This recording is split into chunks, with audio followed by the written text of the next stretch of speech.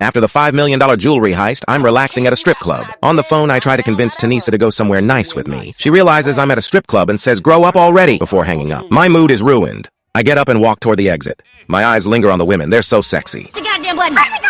Steal all the money in the world, face death, but Tanisa doesn't love me? Seriously ironic. I get in the car and head to Michael's house. My only friend is Michael. On the way, Lamar calls and tells me to take good care of his dog, Chop. I promise him I will, tell him not to worry, and hang up. I miss Michael and push the gas pedal even harder. Eventually, I arrive at Michael's house. The first thing I do is check the balcony. Every time I come here, something happens. Isn't that Tracy? She's on the phone with someone, up to something again. We'll find out in the next episode. I walk inside and go up the stairs. Michael is sipping whiskey. He sees me and smiles. He stands up and says, "Come on, I'll pour you a whiskey."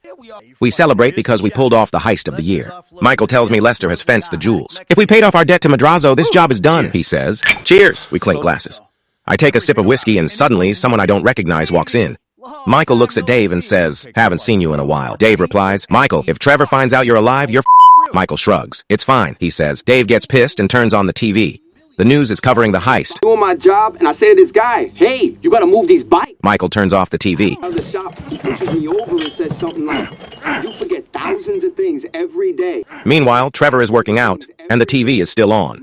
He looks like he's been shot in the head when he hears the security guard's voices, Michael's voice among them. Trevor realizes Michael is alive and pulled off the jewelry heist.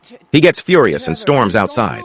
Michael's ghost follows him. The leader of the biker gang, Johnny, knows I've been giving his girlfriend drugs and working out with her. He tells me, "I'm telling you this isn't right. You need to stop my girlfriend." I reply, "Come on, let me you instead. Take off your pants," I say. His friends rush at me. "Hey, Trevor, you don't even like guys," they yell. I look at Johnny and say, "Don't worry, it'll be quick." I try to reassure him. First, I invite Johnny to dance. Then I grab him by the throat and slam him to the ground. I smash a beer bottle over his head. Then, I stomp his face into the ground. I swear a lot, so much. Johnny lies motionless on the ground. I keep swearing as I walk away. Johnny's girlfriend runs over, causing a scene. I hit the road to wipe out the biker gang from the face of the earth.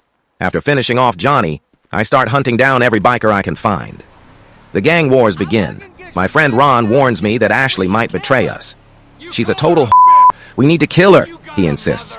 "People have mothers and sisters. Show some respect to women," I tell Ron. We arrive at the bikers' hideout. I step out of the car and make a few rude gestures at the bikers. I tell them I killed Johnny. They don't believe me. I peel off Johnny's face, which is stuck to the bottom of my shoe, and start talking to it. My actions scare the bikers. "That better be a joke," one of them says, and they jump on their bikes and take off. My crew and I chase after them. The pursuit is intense. I start shooting to take them down. One of them falls. I aim at another. He drops too. The van leads us to the bikers' main base. I park, switch to John Wick mode. ASMR video, let's relax. Step right up!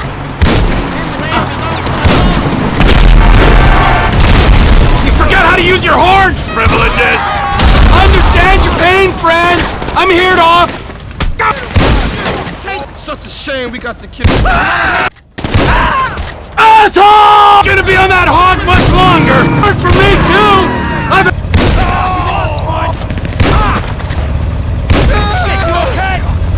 Oh, man! You're kidding me! Let's have some fun! Every single biker with my shotgun. My car speeds off. I need to find Ortega. On the way to Ortega's place, I track down the last biker who escaped and kill him too. I press the gas pedal and head straight for Ortega's trailer. When I arrive, Ortega sees me and panics. I put the car in reverse, getting into position. I rev the engine, making him even more terrified. Oh, by the way, my license plate says Betty. I shift into drive, slam on the gas, and ram into the trailer from behind. The trailer shakes. I ram it again, and it plunges into the river. Ortega jumps out to save himself. He starts begging for his life. "If you want me to forgive you, you have to get on your knees," I tell him. He believes me and kneels. I shoot him dead right there. But my rage isn't satisfied. I fire a few more shots into his body because I'm a psychopath. We hit the road and head back. Ron tells me, "You screwed up by killing Ortega. You also killed Johnny, the leader of the biker gang. Now we've drawn all the attention to ourselves. We can't fight every gang at once." I pull over, kick Ron out of the car, and say, "Run, come on, run!" Ron starts running. I drop him off at his house and head back home. Goddamn button.